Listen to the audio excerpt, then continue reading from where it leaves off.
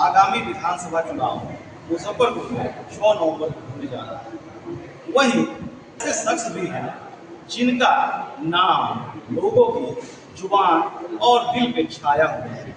वहीं कुछ लोग ऐसे भी हैं जिनका ये नाम आंखों की नींद और दिल का चैन उड़ा चुका है। जी हाँ, हमारे साथ मौजूद हैं 94 विधानसभा मुजफ्फरपुर के भावी प्रत्याशी संजय केजरीवाल उर्फ संजू भैया। सबसे पहले तो सर आपका हमारे मुजफ्फरपुर दर्पण न्यूज चैनल में हार्दिक स्वागत है। सर, आखिर आपने मुजफ्फरपुर की जनता पे ऐसा क्या जादू कर दिया है जिससे आपका नाम लोगों की जुबान दिल धड़की हो चुका है, पूरी तरह से आपकी हवा चल रही है? बहुत बड़ी बात है कि कल तक बिकने को गया था बाजार में, कोई खरीदार न मिला। मुजफ्फरपुर की सम्मानित अभिभावक बनवाने पढ़ने युवा साथी अपना बना के मीडिया हर व्यक्ति चाहता है अपने जीवन में एक ऐसा मित्र, एक ऐसा भाई, एक ऐसा बेटा जिससे हम अपने किसी कमी को, दुख की बात को शेयर कर सकें और एक आशा भरी विश्वास के साथ हम लोग कभी किसी के पास जाते हैं तो इस आशा और विश्वास के साथ जाते हैं कि मेरी बात सुनेगा, मेरे लिए प्रयास करेगा, शायद मेरा काम हो जाए। मैंने जीवन में ना करना नहीं सीखा और मैं ये नहीं कहता कि मैं किसी के लिए कुछ कर पाया हूँ।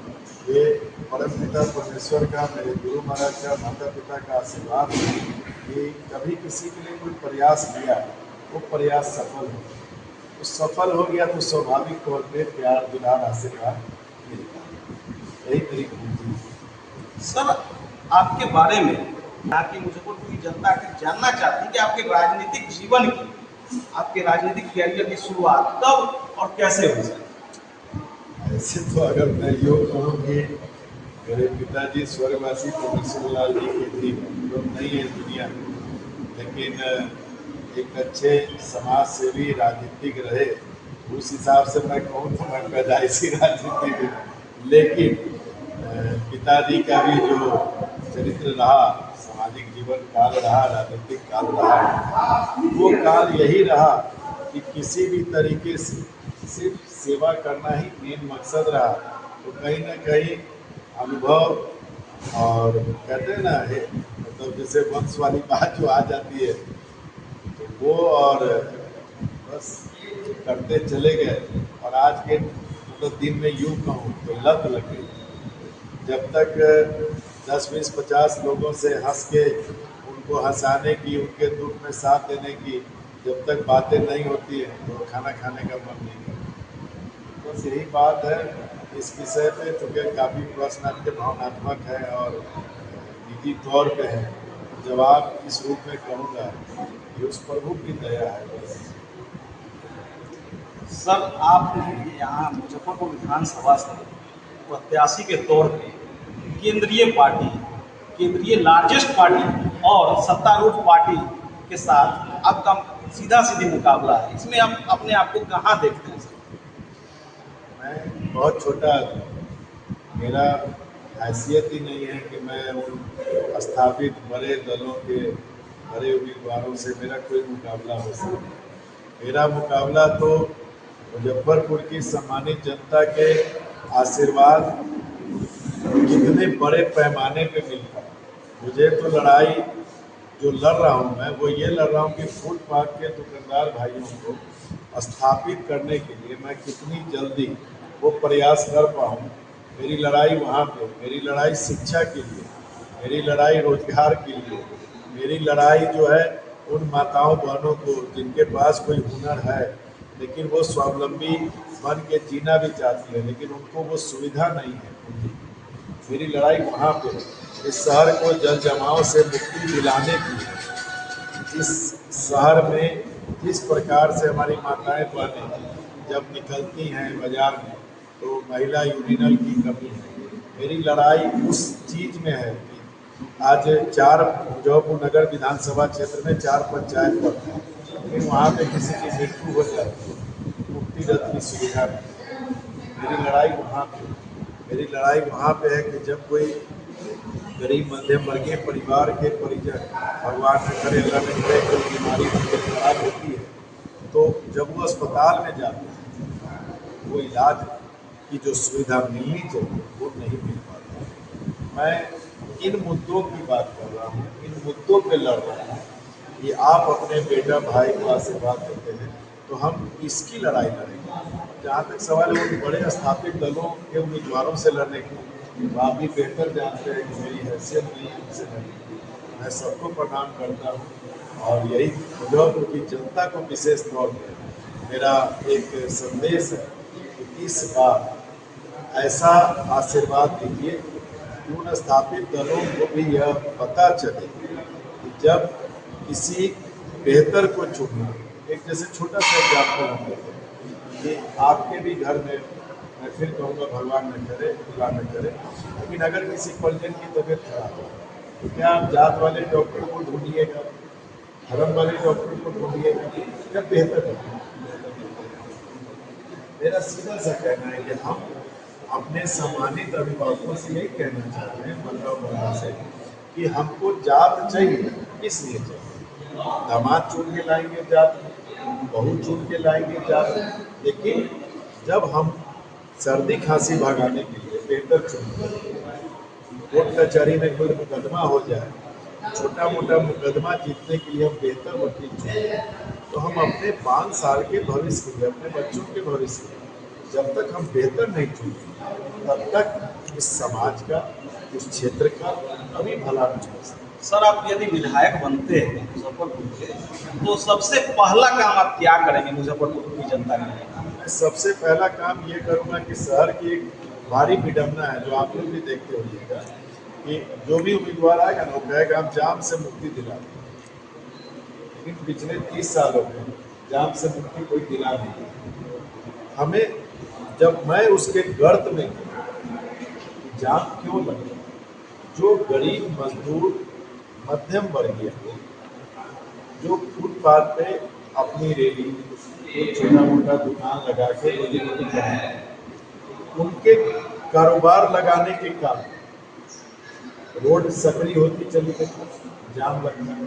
अतिक्रमण के नाम पे हर हफ्ते 10 दिन में उनको उजाला दिया, लेकिन कभी किसी विधायक जनप्रतिनिधि ने यह नहीं सोचा कि भाई ये व्यक्ति यहाँ पे रोजी रोटी कमा रहा है अपने घर के चूल्हे की आग को गर्म करने के लिए, लेकिन इसके कारण अगर जाम भी लग रहा है और जो बेचारा वो 10 दिन में कमाता है, 11वें दिन अतिक्रमण के नाम पर उसको उसका उतना बर्बाद कर दिया जाता है। वही कारण है कि वो गरीब लोग जो पैसे अगर ब्याज पे प्राइवेट लोगों से लोन लेके कर रहे हैं तो बेचारे दबे कुचले ही रह रहे हैं, कर्ज की रकम बढ़ती जाती है। वेंडिंग जोन लोग कहते हैं, आज तक इम्प्लीमेंट कराने के लिए किसी ने प्रयास किया? सबसे पहला मेरा काम होगा कि वेंडिंग जोन में उन मजबूर छोटे दुकानदार वहाँ पे स्थापित करवाना, शहर में माइकिंग करवा के जो कंज्यूमर है उनको जागरूक करना कि अब ये बाजार फलानी जगह लग चुका है, आप वहाँ जाके सामान परचेज करके लाइए ताकि उनकी रोजी रोटी चले। और जब ये काम में आप सफलता पा लीजिएगा तो यकीन मानिए कि जाम से मुक्ति सुलझ। सर, मुजफ्फरपुर की जनता के लिए जल जमाव जो है ये भी बहुत बड़ी समस्या है। जरा सी भी बारिश में जल जमाव हो जाता है, इसको आप कैसे ठीक करेंगे सर? देखिए, नारी विडम्बना क्या, मतलब जो प्रश्न आपने पूछा उस प्रश्न पे अभी 10-12 दिन पहले एक दिन की बारिश हुई, कहने को हम 21वीं सदी में दिए, लेकिन वार्ड 46 अंतर्गत आदर्श 2 कॉलोनी, एक राजा नाम का एक आदर्श 2 मासूम बच्चा 8 से 9 साल बारिश के पानी डूब के मर जाता है, तो घर की माओ की कोख सूनी हो जाती है, तो घर के आंगन सूने लगते हैं। हम 21वीं सदी में चल रहे हैं। 1 लाख रुपए का जो विधायक निधि हुआ करता था 95 में, वह 4 करोड़ का हो।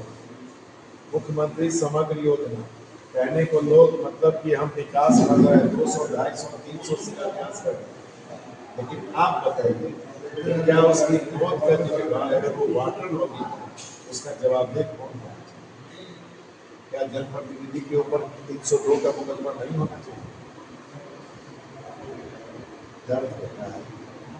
मैं लोगों को खुश करने की वजह अपने अपने लोगों होता है ना, नेता जो बनता है तो कहता है कि अपन लोग सबके खुश करे के है।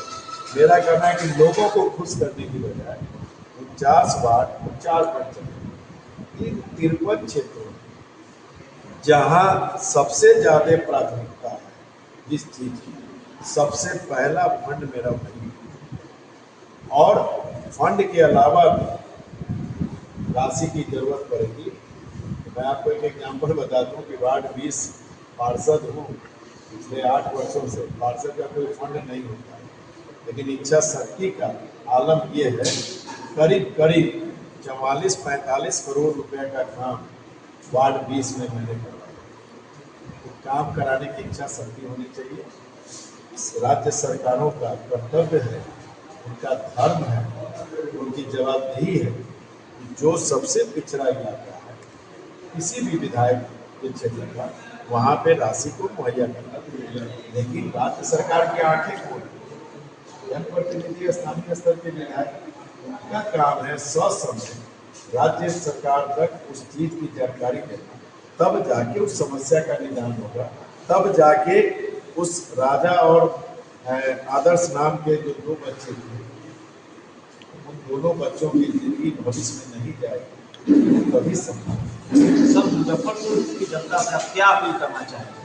मुजफ्फरपुर की जनता से हाथ जोड़ के बस एक ही अपील करना चाहेंगे कि कल आपका बेटा भाई संजय केजरीवाल मुजफ्फरपुर 94 विधानसभा क्षेत्र के लिए दीवान रोड लोहिया कॉलेज के सामने से नामांकन यात्रा करने निकल रहा है।